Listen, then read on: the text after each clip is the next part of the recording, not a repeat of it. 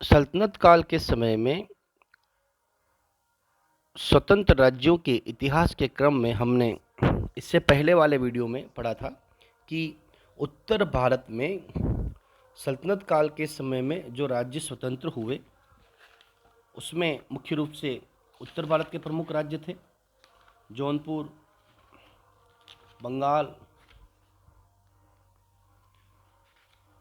गुजरात, मालवा, राजपूताना, अन्य राज्य स्वतंत्र हुए। उसी क्रम में अगर हम देखते हैं कि दक्षिणी भारत में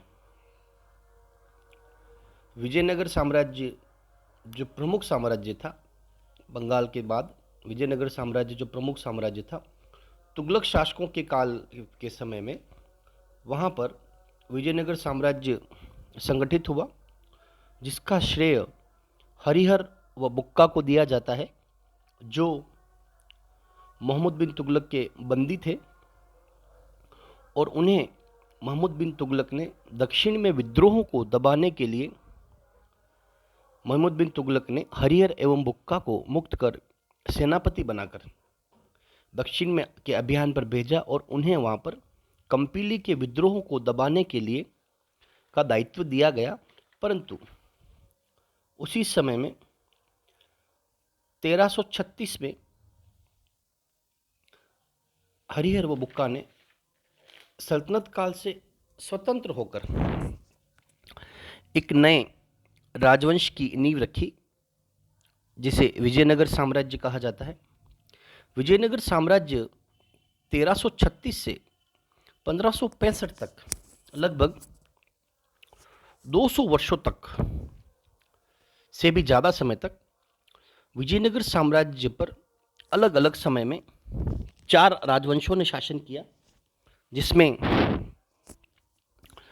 सबसे पहले संगम वंश, संस्थापक विजयनगर साम्राज्य की नींव रखने वाले हरिहर एवं बुक्का। दूसरा सालू वंश, स्थापना रखने वाले नरसिंह सालू। तीसरा तुलुव वंश, वीर नरसिंह।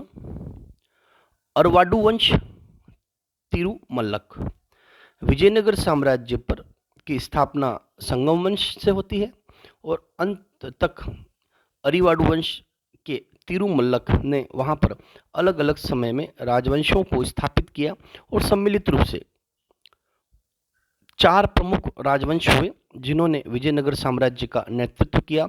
और केंद्रीय शक्तियों के साथ अगर हम सल्तनत काल की बात करें तो सल्तनतकालीन सुल्तानों के साथ 1526 के बाद मुगल काल बादशाहों के साथ उनका संघर्ष रहा और अलग अलग समय में यहाँ पर विजयनगर साम्राज्य का नेतृत्व अलग अलग राजवंश के व्यक्तियों ने किया।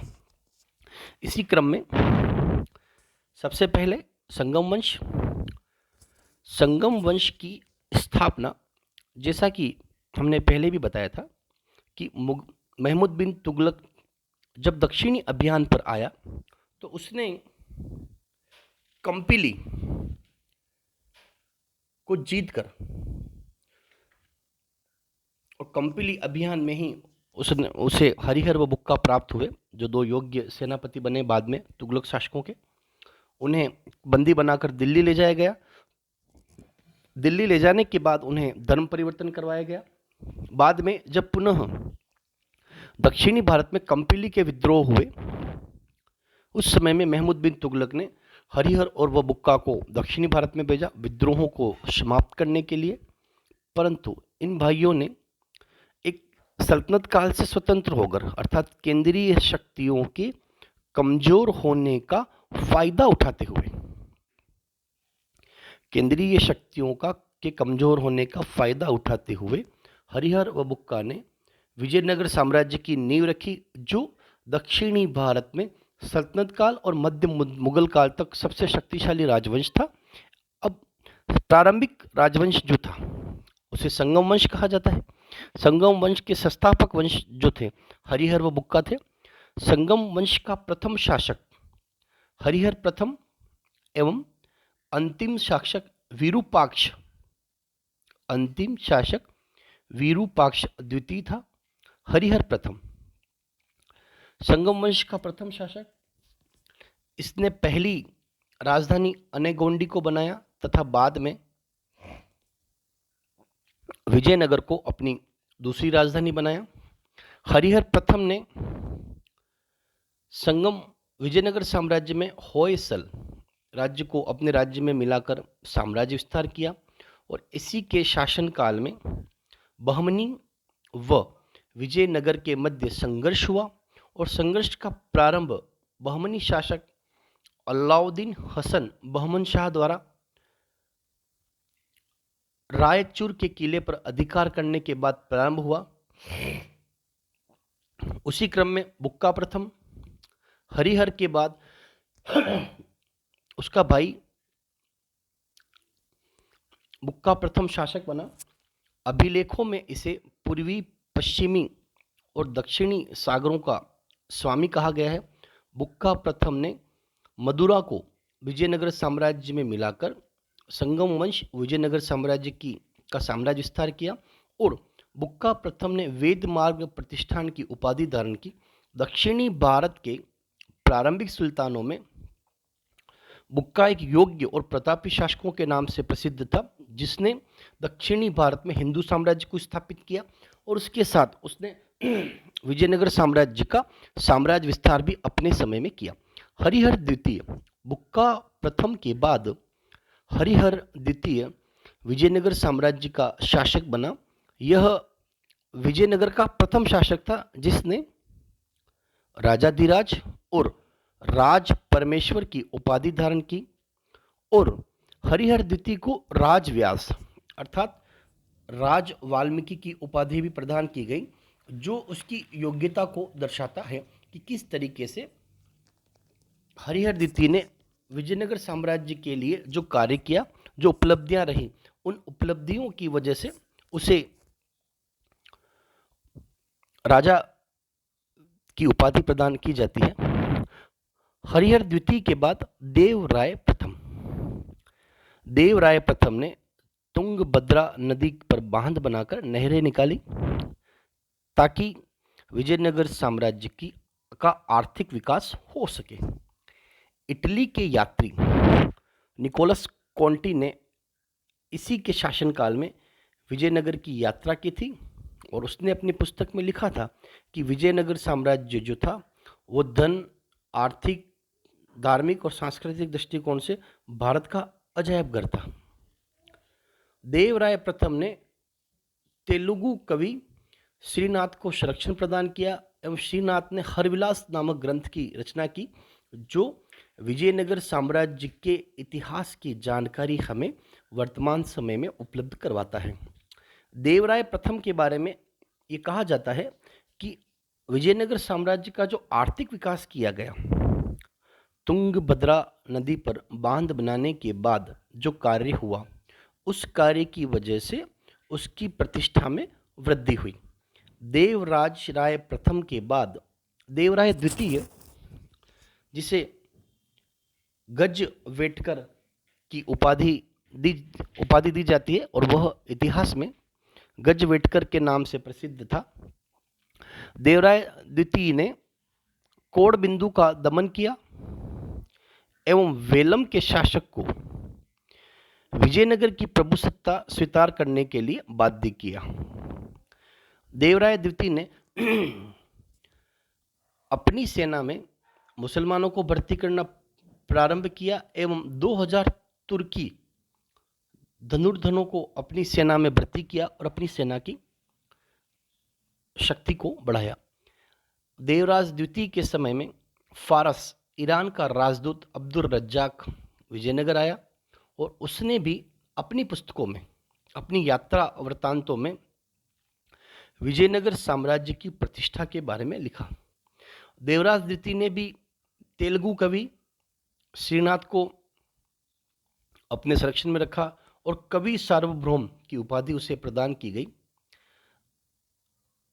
अगला जो संगम वंश का शासक था मल्लिकार्जुन, जिसे भी गजवेटकर की उपाधि से नवाजा गया। इसके शासन काल में विजयनगर साम्राज्य का पतन प्रारंभ हो गया। इसे प्रौढ़ देवराय भी कहा जाता है।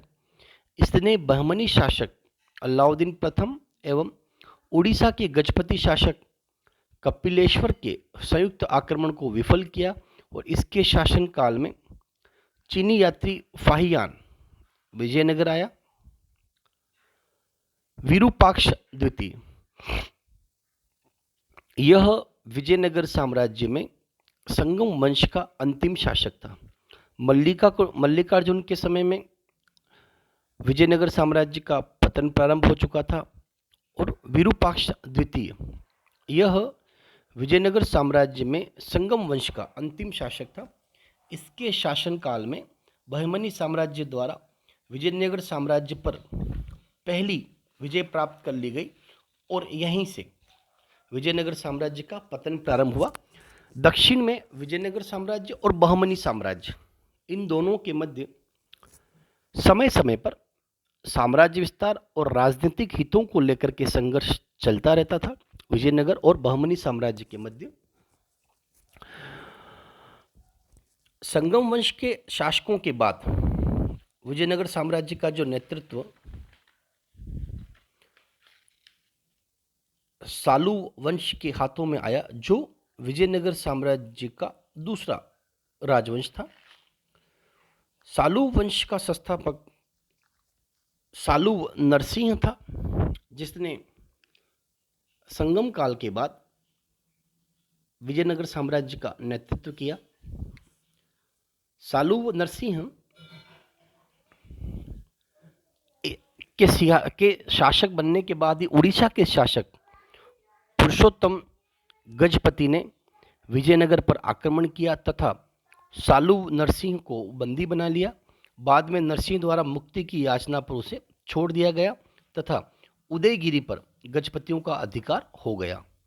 सालू नरसिंह ने अरब व्यापारियों से अधिक घोड़े आयात करने को प्रोत्साहन दिया ताकि वह अपनी सैनिक शक्ति को बढ़ा सके। सालू नरसिंह के बाद इम्मादी नरसिंह, यह सालू नरसिंह का पुत्र एवं उत्तराधिकारी था।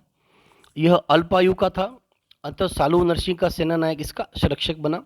अवसर पाकर सेना नायक नरसा नायक ने सत्ता हथिया ली एवं स्वयं शासक बन बैठा। नरसा नायक ने चोल, दक्षिणी भारत के चोल, चेर एवं पांड्य शासकों से अपनी अधीनता स्वीकार करवाई तथा दक्षिणी भारत में एक बड़े साम्राज्य को संगठित और शक्तिशाली बनाया। वह अपनी सैनिक शक्ति में विकास किया। नरसा नायक के पुत्र वीर नरसिंह ने इम्मादी नरसिंह की हत्या कर दी और इस प्रकार सालू वंश का समाप्त हो गया और वीर नरसिंह ने विजयनगर के तीसरे राजवंश तुलु राजवंश की स्थापना की। अर्थात सालू वंश जो था वह कम समय तक जिनका शासक रहा, परंतु सालू वंश के बाद तुलु राजवंश विजयनगर साम्राज्य का नेतृत्व इस राजवंश के शासकों के हाथों में गया। तुलु वंश का संस्थापक वीर नरसिंह था एवं अंतिम शासक तिरुमल था। वह वीर नरसिंह ने को भुजबल की उपाधि धारण दी गई, अर्थात अपनी भुजाओं के बल पर या अपनी शक्ति के बल पर वीर नरसिंह ने सुलू वंश के बाद अपनी सैनिक और प्रतिष्ठा को बढ़ाते हुए तुलु वंश को शक्तिशाली बनाया। इसीलिए उसे भुजबल गजाधिपति की उपाधि दी गई और इसी के शासकों में पहला जो शासक था कृष्ण देव राय। 1509 में कृष्ण देव राय विजयनगर साम्राज्य का महानतम शासक बना। संगम काल की अगर हम बात करें तो हरिहर व बुक्का। तुलु वंश की अगर हम बात करते हैं तो कृष्ण देव राय विजयनगर साम्राज्य का महानतम शासक था और उसे दक्षिणी भारत का सम्राट भी कहा जाता है, कृष्ण देव राय।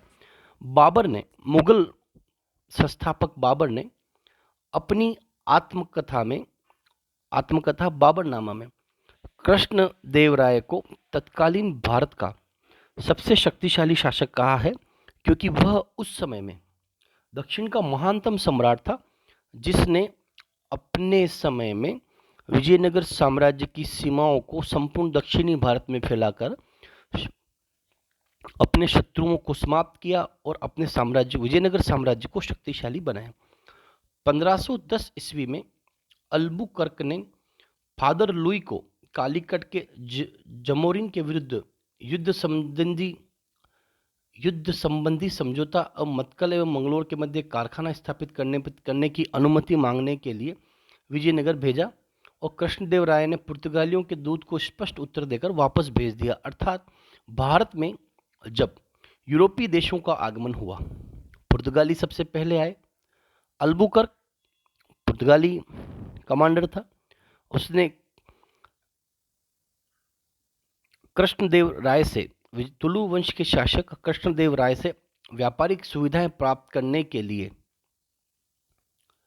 सहयोग मांगा, परंतु कृष्णदेव राय ने अपने समय में पुर्तगालियों को सहयोग देने से मना कर दिया। अदोनी का युद्ध 1509 से 1510 के मध्य बिदर के सुल्तान महमूद शाह ने विजयनगर पर आक्रमण किया और कृष्णदेव राय ने महमूद शाह की सेना को अदोनी के निकट पराजित किया, और इस युद्ध में विजयनगर का सुल्तान मारा गया और विजयनगर की मृत्यु के बाद उसका उत्तराधिकारी पुत्र इस्माइल गद्दी पर बैठा। इस स्थिति का लाभ उठाकर कृष्णदेव राय ने बीजापुर के अनेक क्षेत्रों पर अपना अधिकार स्थापित किया और बहमनी शासक को भी पराजित करते हुए दक्षिणी भारत में बीजापुर और बहमनी साम्राज्य पर विजयनगर साम्राज्य का नियंत्रण स्थापित किया। इसी उपलक्ष्य में कृष्णदेव राय को यवन राज्य स्थापनाचार्य की उपाधि भी प्रदान की गई, जो उसकी शक्ति और प्रतिष्ठा को बढ़ाने में महत्वपूर्ण थी। अष्टदिग्गज कृष्ण देव राय का शासनकाल तेलुगु साहित्य का स्वर्णकाल माना जाता है। कृष्ण देव राय के दरबार में तेलुगु भाषा के 8 महान विद्वान एवं कवि थे, जिन्हें अष्टदिग्गज कहा जाता था। इनमें पड्डेडाना सर्वप्रमुख थे। ये तेलुगु एवं संस्कृत दोनों भाषाओं के विद्वान थे और इन अष्टदिग्गजों के द्वारा ही तेलुगु भाषा का विकास जो हुआ वो कृष्णदेव राय के समय में हुआ, और कृष्णदेव राय के शासनकाल में ही पुर्तगाली यात्री दुआर्टे बारबोसा एवं डोमिंग पायस ने विजयनगर की यात्रा की। कृष्णदेव राय को आंध्र भोज भी कहा जाता है। कृष्णदेव राय ने हजारा मंदिर, विट्ठल स्वामी मंदिर एवं चिदम्बरम मंदिर का निर्माण करवाया और 1520 तक कृष्णदेव राय ने विजयनगर के सभी शत्रुओं को पराजित कर दिया। अच्युत देवराज मृत्यु के बाद कृष्णदेव राय ने अच्युत देवराज जी को अपना उत्तराधिकारी बनाया। मृत्यु से पूर्व ही उसने अपना उत्तराधिकारी नियुक्त कर दिया था, परंतु कृष्णदेव राय के जामाता राम राय अपने साले सदाशिव को शासक बनाना चाहते थे। इससे गृह युद्ध की स्थिति पैदा हुई और इस गृह युद्ध के संकट के समय रक्षा के लिए अच्युत देव राय ने राम राय को मिलकर एक सहभागी शासन स्थापित किया और इसी समय उड़ीसा के गजपति शासक प्रताप रुद्र गजपति एवं बीजापुर के शासक इस्माइल आदिल ने विजयनगर पर आक्रमण किया। अच्युत ने गजपति के शासन का आक्रमण विफल कर दिया, परंतु इस्माइल आदिल ने रायचूर और मृदगुल पर अपना अधिकार कर लिया और इसके बाद गोलकुंडा के शासक ने भी आक्रमण कर दिया और अच्युत ने गोलकुंडा को भी पराजित किया। अच्युत ने बीजापुर को हराकर रायचूर और मृदुल को पुनः जीत लिया, किंतु राजधानी वापस लौटते समय बंदी बना करके स्वयं को सम्राट घोषित कर दिया। बाद में इब्राहिम आदिल शाह ने अच्युत और राम राय के मध्य समझौता करवाया और इस तरीके से सदाशिव कृष्णदेव राय के राजवंशों में सदाशिव जो था वह तुलु राजवंश के शक्तिशाली शासक बना। सदाशिव के शासन काल में सत्ता राम राय के हाथ में रही। राम राय ने बड़ी संख्या में मुसलमानों को अपनी सेनाओं में भर्ती किया और राम राय ने समकालीन दक्षिण की मुस्लिम सल्तनतों की अंतर्राज्यीय राजनीति में हस्तक्षेप करना प्रारंभ किया। पहले ऐसा कभी नहीं हुआ था। तालकोटी या राक्षसी तांगड़ी का युद्ध। विजयनगर की बढ़ती हुई शक्ति को देखकर दक्षिण की मुस्लिम सल्तनत इतनी आशंकित थी कि उन्होंने आपसी झगड़ों को समाप्त कर एक संघ बनाकर विजयनगर की शक्ति को समाप्त करने का निर्णय लिया। और इस युद्ध के समय विजयनगर का शासक जो था वो सदाशिव था। युद्ध के जो पक्ष थे, पहला पक्ष विजयनगर, दूसरा पक्ष अहमदनगर, बीजापुर, गोलकुंडा और बिदर, ये मुस्लिम सुल्तानों के हाथों की शासन व्यवस्थाएं थी। युद्ध के कारण विजयनगर के प्रति दक्षिणी सल्तनतों की समान ईर्ष्या व घृणा, राम राय द्वारा किए गए राज्यों की अंतर्राज्यीय राजनीति में हस्तक्षेप और राम राय के अहमदनगर के आक्रमण के दौरान इस्लाम धर्म का अपमान और मस्जिदों को नष्ट करना, ये प्रमाण जो मिलते हैं ये फरिश्ता की पुस्तकों से प्राप्त होते हैं। युद्ध की शुरुआत। महासंघ की तैयारी पूर्ण होते ही अली आदिल शाह ने शुरुआत करते हुए राम राय से रामचूर, मदगुरु, ओदोली किले वापस मांगे, किंतु राम राय ने मना कर दिया। इसके बाद 23 जनवरी 1565 ईस्वी को युद्ध प्रारंभ हुआ और यह जो युद्ध जो था यह स्थान था राक्षसी तांगड़ी नामक स्थान। प्रारंभ में राम राय ने मुस्लिम सेनाओं को पराजित कर दिया, किंतु संघ की तोपों ने राम राय की सेनाओं में तबाही मचा दी और राम राय की सेना के मुस्लिम सैनिक भी विपक्षी से जा मिले और राम राय माना गया और संघ सेनाओं ने विजयनगर को लूटपाट करते हुए इस युद्ध में अपनी सफलता को प्राप्त किया। इस प्रकार से तुलु वंश जो था उसका जो पतन हुआ, तुलु वंश का जो पतन हुआ, उस पतन के बाद विजयनगर साम्राज्य में अंतिम राजवंश हुआ आरविडु वंश। तालकिटों के युद्ध के बाद विजयनगर का वैभव एवं शक्ति नष्ट हो गई। तिरुमल ने सदाशिव को लेकर पेनकुंडा को अपनी राजधानी बनाया और 1570 में तुलु वंश के अंतिम शासक सदाशिव को अपदस्थ कर अरिविडु वंश की स्थापना की गई और वेंकट द्वितीय ने 1598 ईस्वी में अपने दरबार में ईसाई पादरियों का स्वागत किया तथा उन्हें अपने साम्राज्य में धर्म प्रचार और गिरजाघर बनाने की स्वतंत्रता प्रदान की। और श्रीरंग तृतीय आरवडु वंश का अंतिम और विजयनगर साम्राज्य का अंतिम शासक था जिसने विजयनगर साम्राज्य का नेतृत्व किया।